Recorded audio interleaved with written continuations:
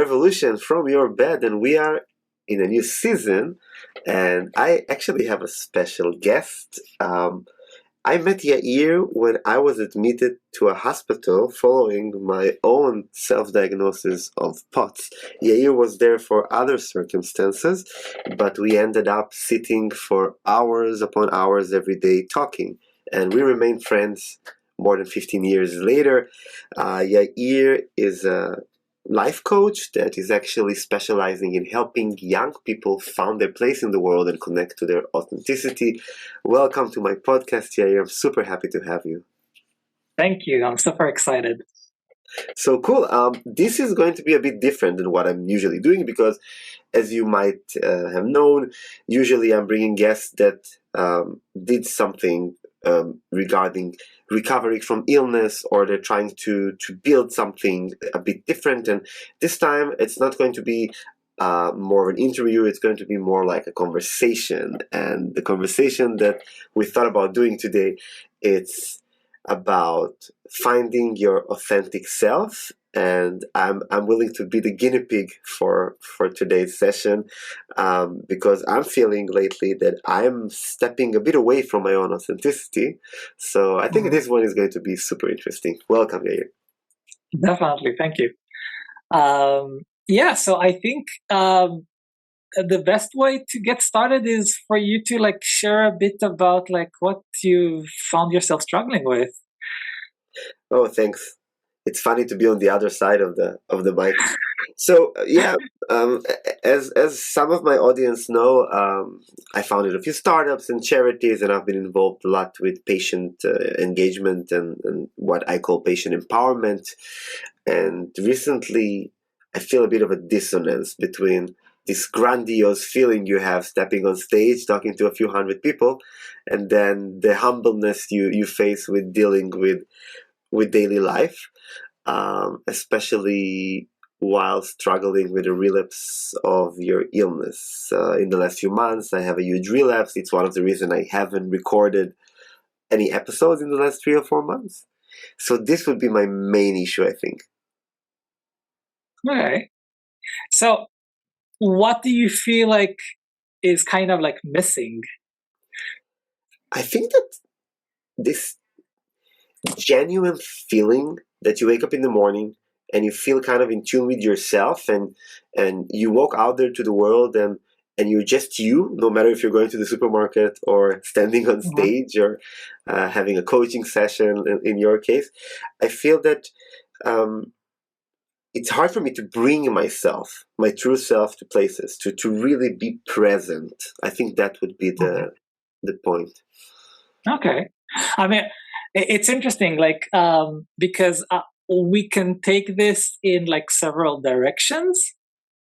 And I think what I'm kind of curious about is, when was the last time you did feel that you were able to bring your authentic self to the day to day? Oh, that's a hard one. That's more for therapy, I think, but that was I'm afraid it was very long ago. Very long ago. I think it was maybe during the lockdown, during COVID, 2020, 2021. I met my current, which was my girlfriend, my current new wife. And I felt that I fell in love with myself again because there were less noises around and I could focus on what I really want. And I told my listeners this story that I stepped away from a startup that I worked on for 3 years because it was not healthy for me and I was burned out. And I just felt like I'm me again. Yeah. Okay. So what is the startup of today? Yeah. So we've been working, me and some close friends of mine, we've been working in the last year and a half, almost 2 years, on the idea of a patient school, which a patient school, as you might know, is a place where patients are being trained. It doesn't have to be a physical place, it can be an online, in a few things. First of all, is taking control and responsibility over their own care using self-management and some aspects of coaching, patient education, which is things you need to know regarding more health literacy about your illness. So the idea is wonderful, and my aim was to create a sort of a movement. So I believe the movement idea is starting to roll, because I talk a lot about it and some organizations are starting to roll it, but my own startup, like my own patient school, is not lifting up because of life, and it's kind of damaging my own sense of authenticity. Is it the fact that it's not really like picking up that's feeling like it's damaging your authenticity? Yeah, I think I recognize it a bit as kind of a failure, and returning to patterns, because, we have a lot of co-founders, everybody's an expert, everybody brings their own voice, and eventually life happened in the way, and then I feel like I have every qualification, every piece of motivation to make it happen, but I can't. It's just like something is completely blocked there. And the way it affects my authenticity is that my authentic self would have been more, hey, let's what we call bootstrap it. Let's just pick it off the ground. Let's put our material somewhere in the on the internet and kind of invite patients that we know to use it, like really act like a startup. But because we try to make it like a perfect thing, it's just staying in the drawer for so many years and nothing happens. I see. So this is interesting because here basically it feels like the conflict is between the other people involved and where you come up. Yeah. So what do the other co-founders say about this? Like, they really insist on it being perfect? Because nothing is perfect. So yeah, nothing is perfect, but I think that we have a lack of communicating our own. I don't know if I should call it authenticity. Maybe I get the term wrong, but everybody has their own view and their own belief of what these visions should be. Like, some of us think that it should be rolled out no matter what. Some of us think it should be completely perfect. And what I feel is that I'm performing a bit of self-canceling. And this is the feeling that it's not authentic for me, that I'm trying to make everybody at peace and pleasing them and be happy with them. But actually, what I really want to do is to say, hey guys, let it go. Let's just put something out there, and whatever it's working or not, let's see what's happened. Right. Yeah, this is interesting because when we're talking about living our own authentic life, we can't kind of put it on other people, because this is our authentic life. It shouldn't be other people's. They should have their own say and view. And I think in this kind of situation, I would ask myself, okay, so some of my co-founders, their truth is not rolling with this and not going forward.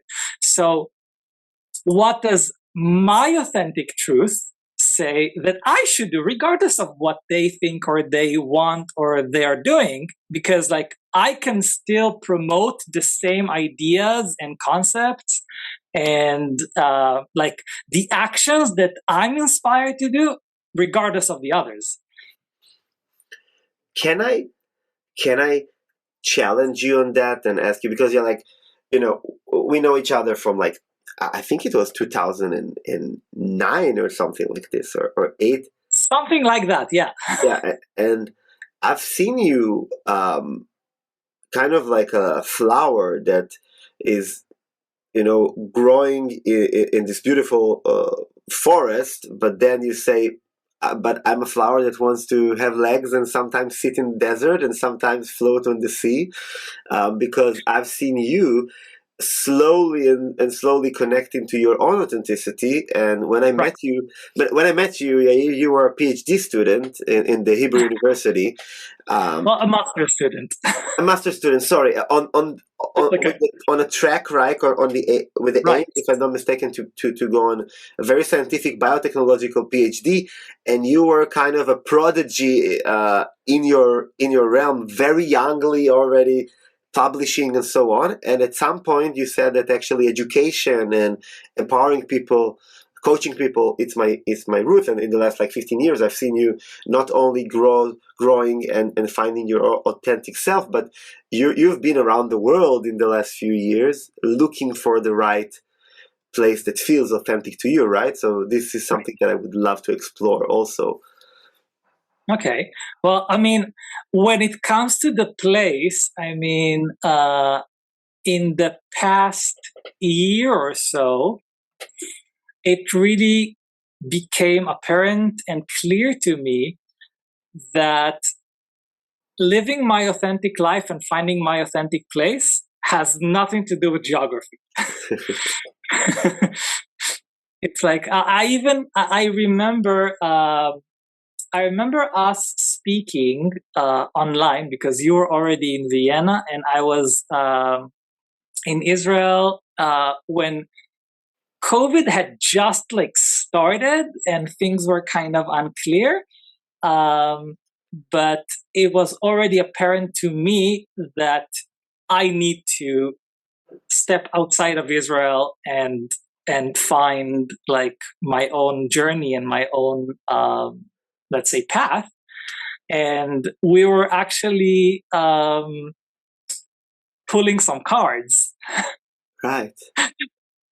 And I remember the cards saying or affirming that, yes, you're going, or I'm speaking to myself, I'm going on this journey to, as you mentioned, like find my place in the world, but the initial steps are going to be finding my place regardless of geography, just like going through the processes that I need to go through in order to really be in a place where I can even like recognize when I am in the right place geographically.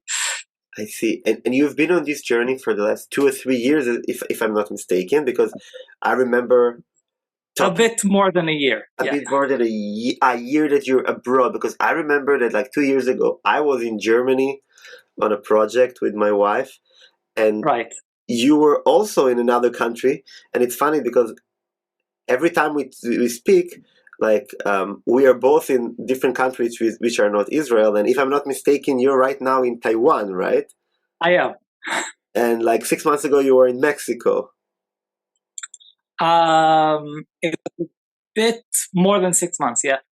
But and it's not a geography lesson, guys. What I'm trying to say is that you've been hopping around places, and every time we talk, you because we have this like once in 3 4 weeks we have this deep talk that you bring from your coaching, and I usually going into my regular loops, and you say that you're in a place and you're looking to feel this feeling of not only belonging but authenticity.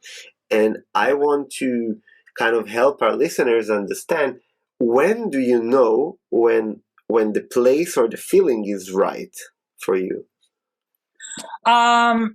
So I don't want to get too much into this because it's a topic that I have like only started like scratching the surface of, which is human design.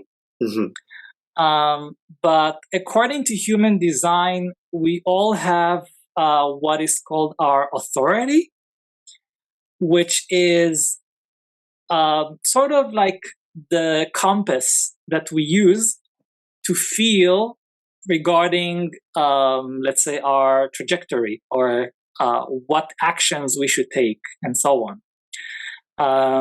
And I have only started experimenting because human design is an experiment. I've only started experimenting with this process in the past year. I literally started a year ago on this journey. And again, without like going too deep into it, because like I'm not an expert in human design and it's like not the main topic right now, but my authority is the sacral authority. And the sacral authority is about feeling in your gut what inspires you, what excites you and following on that. And I feel that it's already something that I have practiced long before I even heard about the term human design, because I can remember that last time I was here in Taiwan, I actually had this kind of like debate about the topic of passion with a friend of mine who's a Buddhist. And, in Buddhism, there's a lot of emphasis on the sense of inner peace. And I mean, peace is super important, and we should all have what I see is a baseline of peace. But at least for some of us, and I'm like completely sure that it's true for me, there have to be peaks of like passion, wonder, excitement that kind of like light you up. So you said light me up, and funnily enough, my own my own lightning here in the studio went off for a second. It's super interesting what you're saying, because you are using terms from human design. Which, can you say a few words about it, just for people who are not familiar with this? Yeah, just like again, a brief like introduction, because again, I'm not an expert in human design, but human design basically takes into account, it's a system that, as I said, is an experiment. So for each person, they have to feel into the information and how it applies to them. And the system is based on principles that come from this kind of combination of astrology, like Western astrology, and the Chinese I Ching, Mm-hmm. and also like channeled information. And so just like in astrology, each person in human design has a chart of their body's energy centers. And the chart is roughly based on the moment at the time of birth, just like in Western astrology, as well as I'm not sure exactly how long, but I think it's like a few months before the moment of birth. And like the two represent the conscious and the subconscious. So essentially, when we're looking at human design, we're looking at our chart, at what centers are active or defined and what are not. And we kind of do a trial and error process with it and feel into it and try to get insight into what makes us tick. Thank you for this explanation.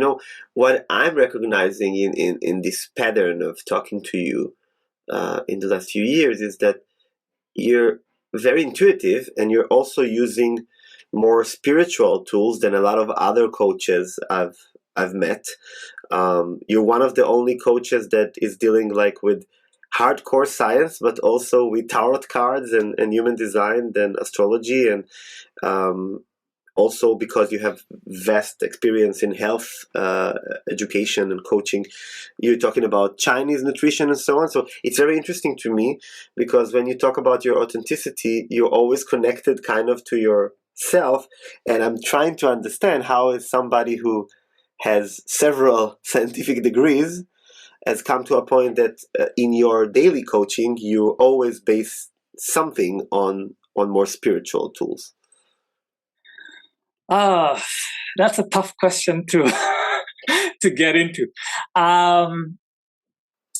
It's a bit difficult to explain, but ever since I was like really young, I've always been attracted to like the mystical or esoteric.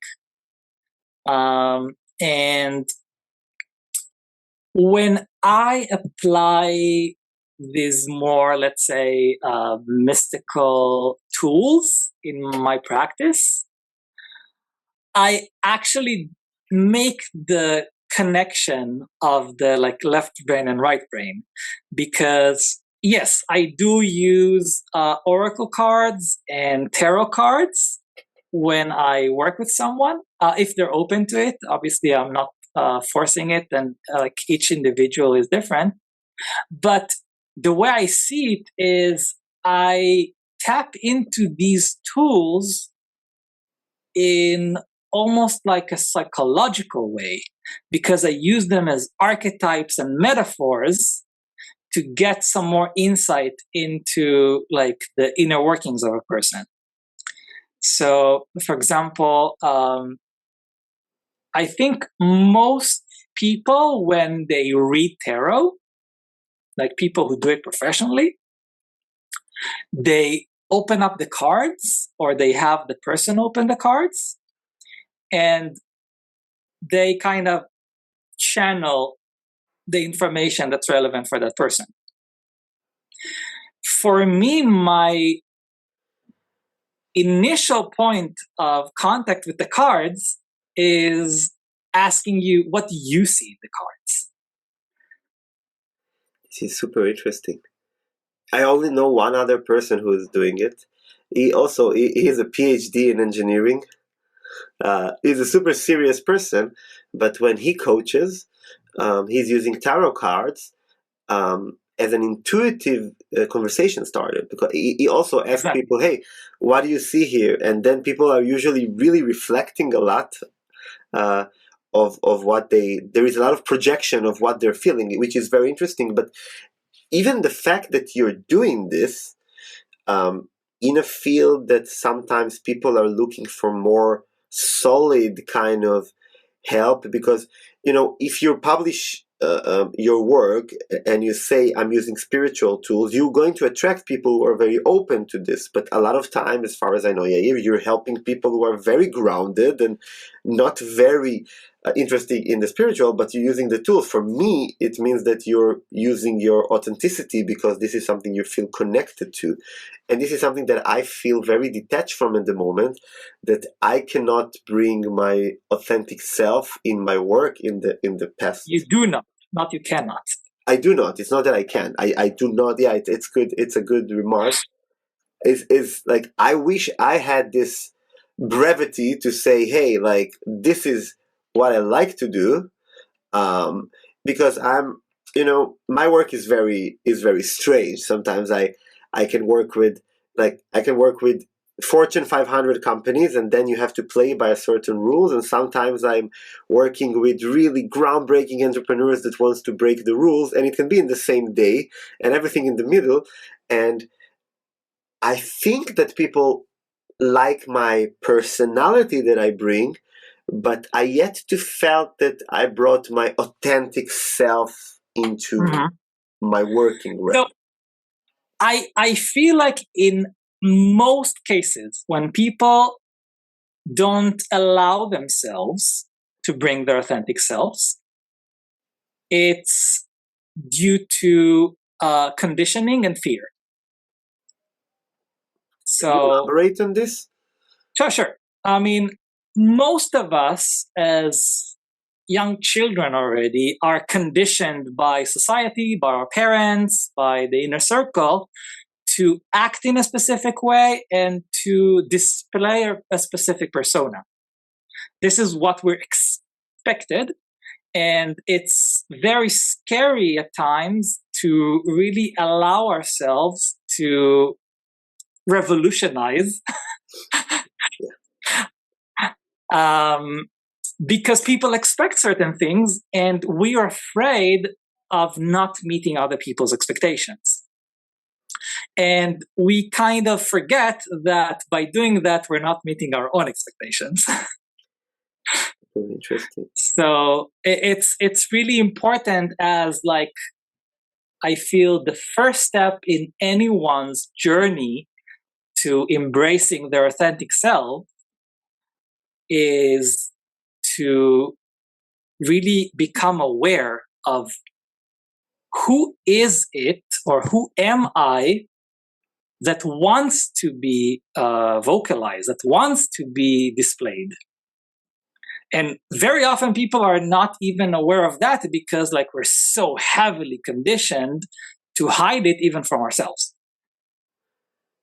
So you mean that we are walking amongst there are some philosophers who call it dead walkers, that most people around us basically are so deeply conditioned that they're not even showing signs of their own authenticity? I mean, they will definitely show some signs because they can't help it, but they will do so subconsciously.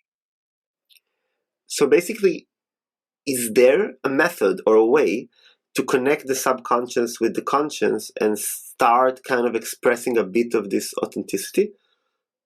Usually the first steps that I would take with people on, let's say, those like initial steps is a combination of the cards and visualization, because those allow us to kind of make a bridge using our metaphors into the subconscious.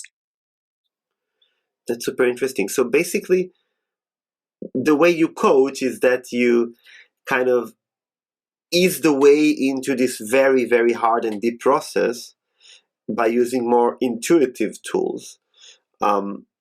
So if we simulate kind of a regular client you have with me, if somebody comes to you and say, hey, it doesn't matter the success level, because success is another term that we can debate, but somebody like me come and say, hey, I'm a public speaker, but I feel that I'm not authentic in the last few months, the first thing you'll do is to actually ask me to interpret what I see in your cards? Yeah. And can you tell a bit more about how does a process like this looks like? Because I'm sure the people that listen to us are saying, okay, I feel ready. I want to I want to find my authentic self. So how does this process looks like? Well, so I mean, most people, when they come to me, they don't come and say, listen, I don't feel like I am living my authentic self and I want to discover it. Usually people have like a very concrete, let's say down to earth, either challenges or goals that they want to achieve. So they would come to get some more insight and to make a shift in that specific area. So we would start with understanding that particular topic and what their subconscious has to say about it, using the cards, using visualizations, using just asking questions. And then we would make a shift. So it's important that once we have the insight to kind of I like to use the word manipulate. People often like feel a bit like scared around it, but manipulation is basically just like tuning and shaping things. So we usually have metaphors in our subconscious minds, which are essentially symbols. It could be visual, it could be verbal, but these are things that our subconscious has learned to associate between things. And by manipulating or changing or fine-tuning the symbol, we can then alter the experience. That's super interesting. But now, after we alter the experience and the person is in, let's say, a shifted state, it's important to kind of bank on that and use this momentum.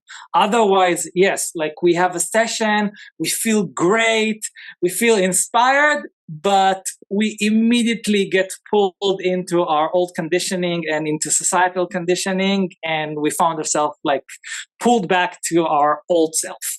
That's the problem I think a lot of people are experiencing in different types of coaching, that they feel this elevation and then they just go back to their own patterns and they're like, what just happened, you know?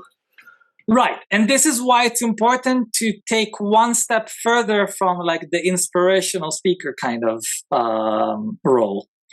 So like once we make the shift, it's important to also take action. Now, this action is going to propel us forward and start cementing this new self that we've unraveled. And how does authenticity come into play here? Well, I mean, usually the shift allows us to get this glimpse into our authenticity. But then again, in order to make it stick, we have to take action. And that action can be even just committing to something. But it's important to figure out an action plan from the altered state and then commit to it.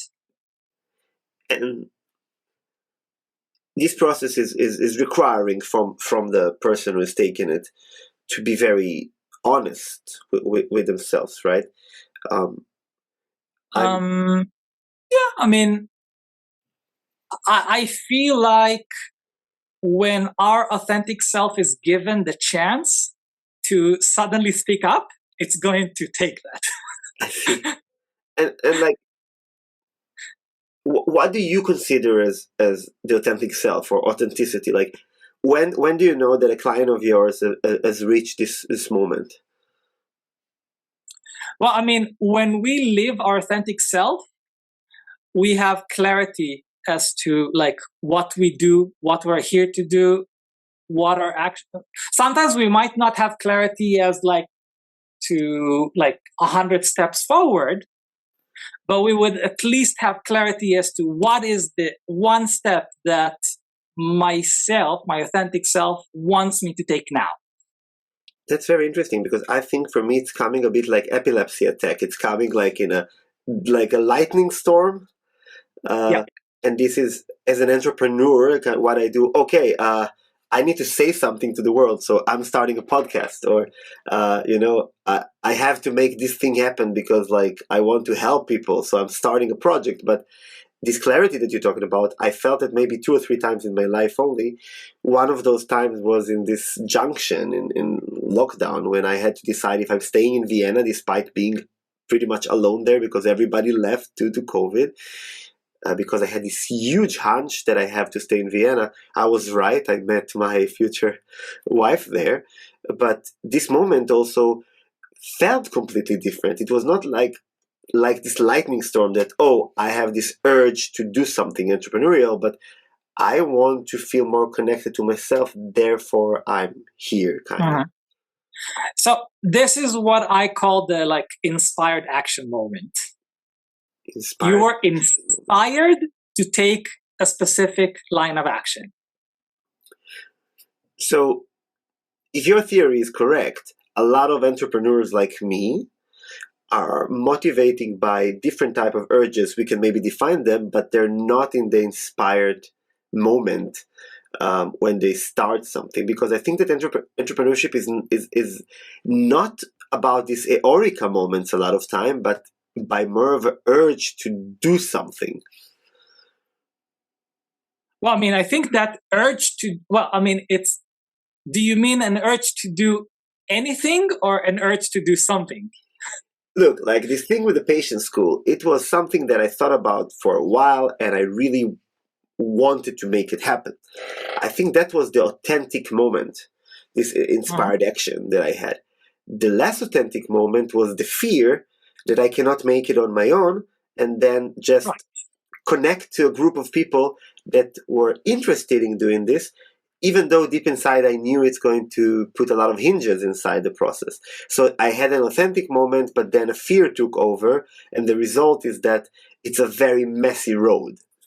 Right. And that's why I said usually the main block on our way to really living our authenticity, and we all struggle with it. I mean, I definitely struggle with it on a daily basis. I mean, it's a lifelong process. Yeah. But it's fear. Fear is usually what's stopping us from really following through on these inspired actions. And I know, in the 3 or 4 minutes we have left, you cannot break down the fear of all the listeners. But if we were in a coaching session and I came to you and giving you these examples, would you have a technique to suggest me or a method? The first thing I would suggest anyone who is trying to kind of understand how to work around fear is to allow themselves to feel it. Because usually we are afraid of feeling afraid. Yeah, we do. So we don't allow ourselves to really like sit and feel the fear, because any emotion, fear included, is here to give us some kind of a signal, some kind of a message. And fear as well is here to tell us, hey, like you should pay attention to this. You should be aware or alert to this.